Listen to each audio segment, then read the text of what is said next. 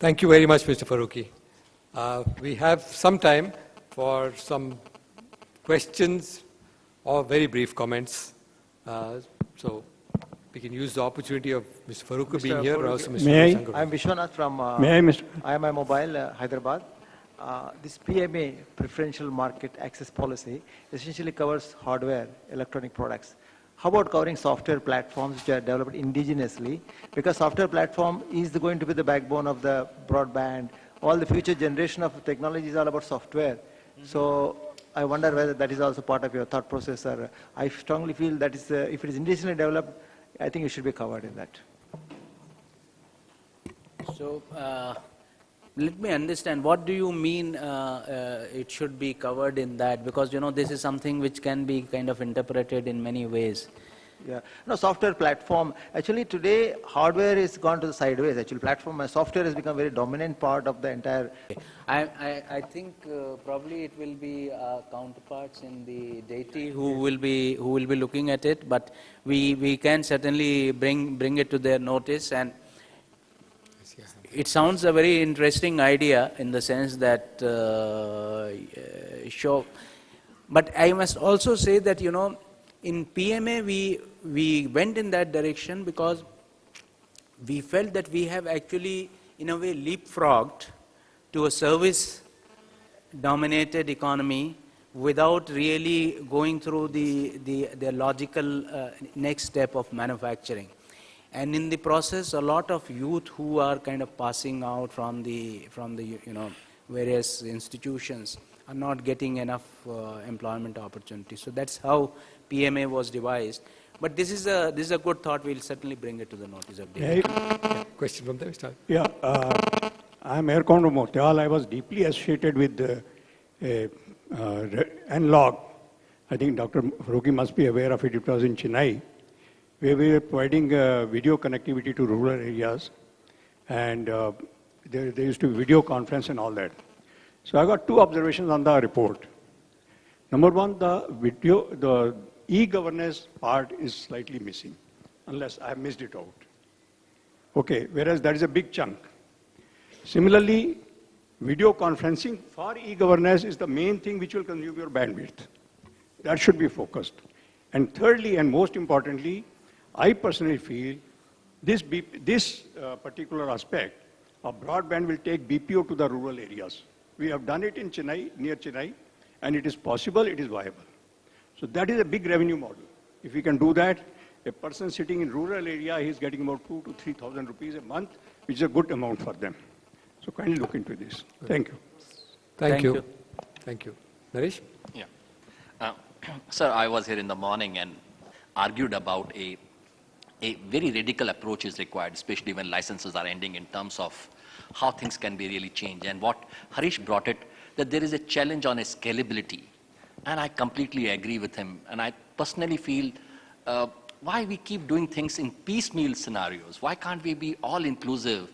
If we are really talking about manufacturing, why can't we also bring aspects like that, how skyline of India should look much better than what it is looking now, how the radiation issues can be addressed, how this green challenge can be taken care of, how the business viability models of especially rural side can be better. Why can't we have something all-inclusive despite we have a national telecom policy? Why can't that come into an action in terms of saying, let's not go piecemeal and let's do something from the fundamental or from the foundation level to really bring things much in order than what it was done in 1994 in a haphazard manner? Well, I entirely agree with you, but I would only like to submit for your consideration that in NTP 2012, actually those elements which you have mentioned, they are all included there.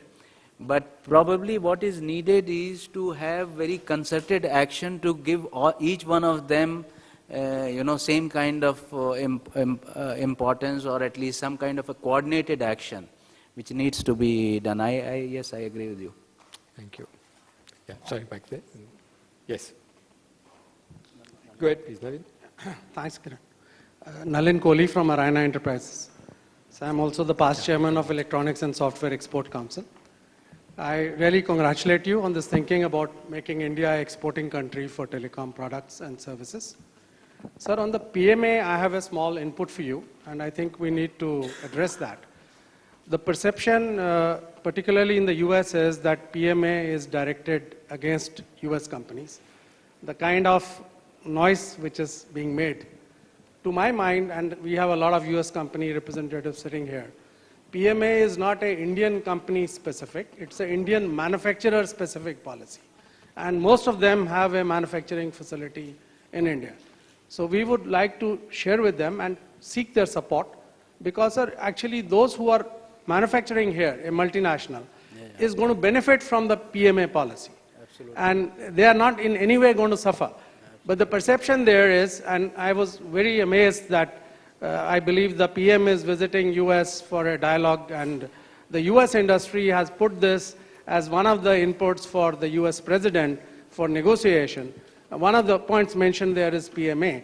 And I think I would request Kiran, through CII, we need a much better understanding of this with our multinational friends.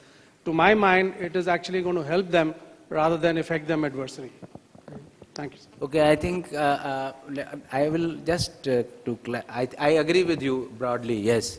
I would say that, the approach of the industry in a country might be different from the approach of the bureaucracy and the diplomats and the administration of that country.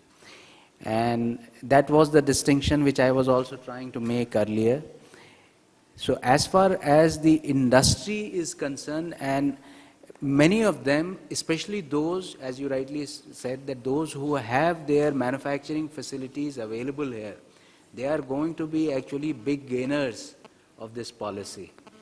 And, well, I have no doubts in my mind that when they advise their management, they would be using this as an argument to get more investment in India to enhance their production capacities. As far as this thing is concerned, basically, as I said earlier, it is WTO compliant, and our intention is not to kind of direct it against any country at all, because WTO means that it is most favored nation to everyone. So it's Yeah, thank you. Vikram? Sir, I'll just kind of want to intervene here. I'm Rishi Chawla from IBM. yeah. I'm Rishi Chawla from IBM. I just want to intervene on this PMA issue. It's from an IBM perspective, we don't see it as PMA being a policy which is targeted to Indian, US companies or something. We are not objecting in any way to that. Yeah. Our objection, and we are welcoming the local manufacturing agenda of India.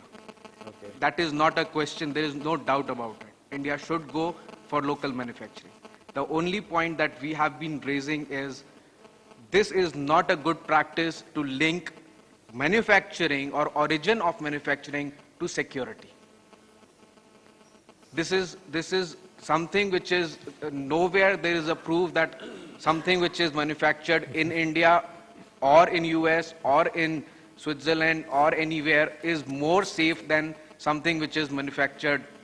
Like there's no proof, there is no proof. Why are we just linking these two things?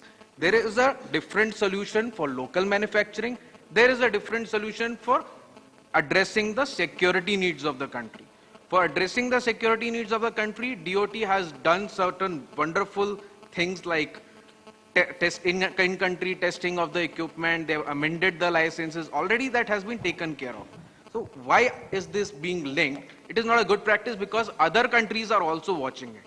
And we, being a global company, we have a global supply chain. We fear that Argentina, Brazil, Nigeria, they've already started using these things. So it'll just disrupt the global supply chain. My fellow colleagues from Cisco, from HP are also there. I'll just leave this to them also to address this particular issue. Rest assured, we are not against the manufacturing policy of the country, or we don't see it as a US targeted towards US companies in any way. No, I would only say this, that on many of these security concerns, many countries take similar positions. And we have to, eventually everybody makes those noises, but everybody also recognizes that, this is how, and many of these things then over a period of time, they arrive at some level of equilibrium. So, I can assure you that it is when India took this, it was not the first and the only country. So from an IBM perspective, I can assure you this also, anywhere in the world, including USA, whenever this issue has been raised, we have objected to that. That's okay. Good. Some more, we've got a lot of questions. Here. Not a, Just we, one we moment. call ourselves a global company, not hold a on. We've got more Well, responses. I wonder why Argentina hold and on. everyone is adopting the same. Ramesh, please. Let's do this in a more orderly way, please. My request is let's go in order now. I have Vikram and then I have Rustam. My request, Vikram, is that I think we can move on beyond PMA, but if you have one more comment on PMA, fine. I think Rustam has something also. It's certainly not on PMA. I think I want to focus on the NOFN and enablement of, let's say, NOFN with a specific reference to the Aadhaar being allowed as eKYC. Because one of the things that we are seeing is that the moment you have a validated customer, then all those issues of direct cash transfer, because that empowers the person. So the specific request to the Secretary is that pilots have been conducted by the industry. They've been successful, and we are awaiting instructions from the DOT to operationalize this. So, the specific request is, while all the inputs have been provided to DOT and Aadhaar itself announced it on 28th of May, we request your assistance in formalizing this in the DOT's process and instructions for us. Yeah, we surely will do. Thank you, sir. Good. Thank you very much. Rustam? Sir, good afternoon. My name is Rustam Desai. I represent Corning. We're a big optical fiber manufacturer. I just actually wanted to reinforce what you spoke about during your presentation, that we are a live example of a company that has invested a large amount of money in India in optical fiber manufacturing. It has become part of our global supply chain. We are very successfully exporting to various geographies in the world. And I'm just here to share with you that that business model does work, PMA or no PMA. Good. Very good. Yes, go ahead. Yeah. Thank you, Mr. Chairman. Sir, I'm Satyan Gupta from NGN Forum, and sir, morning also we had discussed the issue about infrastructure actually and the role of government. Basically, everyone knows that infrastructure is the key, and that is what is lacking, and especially last mile also. The government, luckily for us, with the industry recommendations, have declared the telecom as an infrastructure, and that is very good step. But after that, sir, the enabling guidelines are not there. Though it has been declared infrastructure, but how we obtain the benefit of that status as an industry is not there to start with. But that is not the only thing, sir. Second thing is once the infrastructure is created, how to make best use of that. For that, there is a government policy, and that is called active infrastructure sharing. As per the policy document, and it is there on government website also, that active infrastructure is permissible. And there are some policy guidelines there. But the enabling guidelines in the license or the operational guidelines are not there. So it has resulted into as if active infrastructure sharing is not permissible, though it is permissible. On ground, it is other way around. And that is where the government has to do something, sir. In addition, sir, what is happening for creation of infrastructure, a separate category of registrant was created 10 years back. That is called IP1, Infrastructure Provider Category 1. Unfortunately, for last 1 year, the government have stopped issuing those registration. It is not a license, it's a registration. But for last 1 year, no registration have been issued as IP1. About 100 applications are already pending with the government, and new applications are not even being accepted. And the reason given there is, they say now the UL is coming. For last 1.5 years, government has been telling UL is coming, and hence you will take UL. And now as per the draft guidelines, which are there on the website, the IP, the infrastructure part is not even a part of the UL, sir.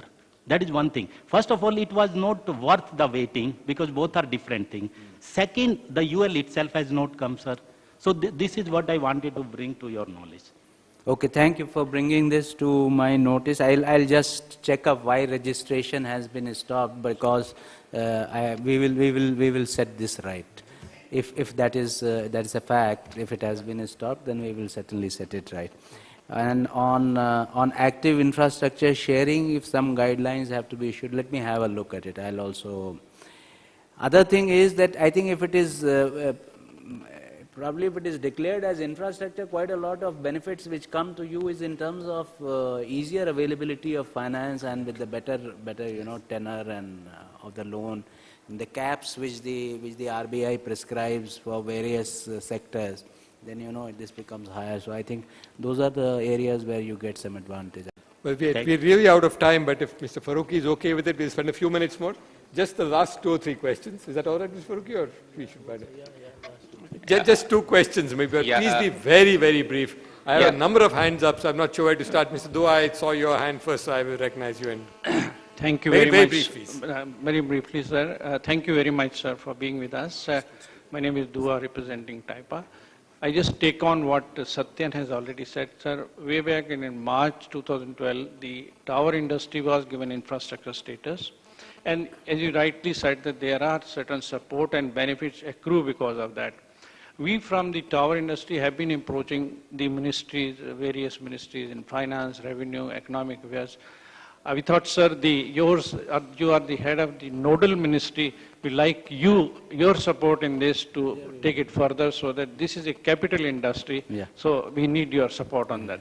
Yeah. Thank you very much, sir. Okay, I would only say that if you can give me a letter spelling out as infrastructure, what is it that your industry is looking, what kind of support you are looking for, then we will take it up. Sure, sir. I'll do that, sir. Thank you very much, sir. Thank you. Well, we need the last question. Now, Ravi, I leave you the last question. Thank you, Kiran.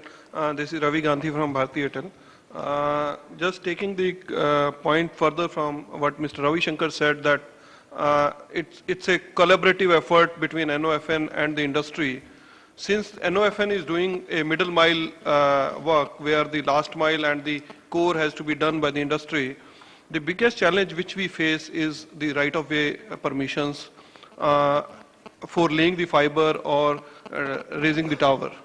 So we would request if the Government of India can help us in coordinating with the state governments, because the right-of-way are exorbitantly, prohibitively very high. Just to give you an example, that the right-of-way permission for Mumbai for 1 kilometer would be between 40 lakh to 2 crore. So those are really prohibitive. Thank you. I'll just like to answer to Ravi Gandhi's query.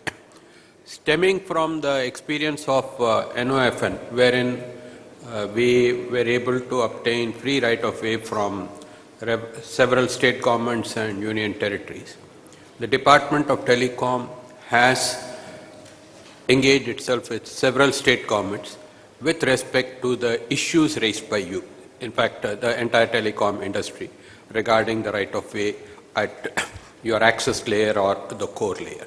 So I would just like to mention that this is an ongoing process, and we do hope to tide over the issues over the next few months. Good. Thank you. Thank you. Mr. Farooqi, as you can see from the number of hands yet there and people whom I have made very unhappy by not recognizing them, I would request you to kindly come more frequently and spend a little more time with us. And I'm very, very grateful for the time you've taken off today. You can see the amount of interest and the amount of things. So I think this is an ongoing interactive process.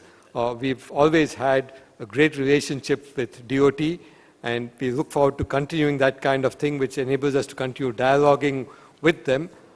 We've always had, with both you, I've had the pleasure of coming, meeting you and your predecessors, an almost open door to come in and talk. So we will continue to do that. But I would also request that periodically, if you can meet the larger community like this, it would be very nice, so you can get a lot of questions to come in and take hands of that.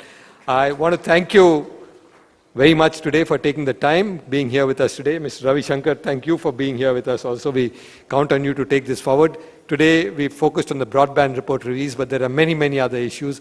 This industry, as Mr. Farooqi said, I said at the outset, and I'm very glad that he emphasized this, this has been, the showcase for India's liberalization and success It's been something we're all very proud of. It's an area of technology in which we have truly leapfrogged. You know, from my very young days, we used to keep talking of leapfrogging, of getting ahead without going through serious steps. This is one industry in which we have truly done that. And I'm very, very confident that with your support, Mr. Farooqui, the Department of Telecom, we can continue to take this great story forward. We do need the DOT to continue to be a department that helps us to be positive in terms of looking at this as a developmental and facilitative role. Yes, there's a strong policy and regulatory role. We hope the regulatory role will be there, but will be in many ways at least matched, if not overtaken, by the developmental and promotional role, of which so far the DOT has played a phenomenal job, which is why the industry has grown so well. We would look forward to that. As I said, and I mean this now in the very positive sense, the DOT is a fine department, and I hope that part of fine is on the positive side of being a fine department. So thank you very much, Mr. Farooqui, Mr. Ravi Shankar, and ladies and gentlemen, thank you all very much for being here.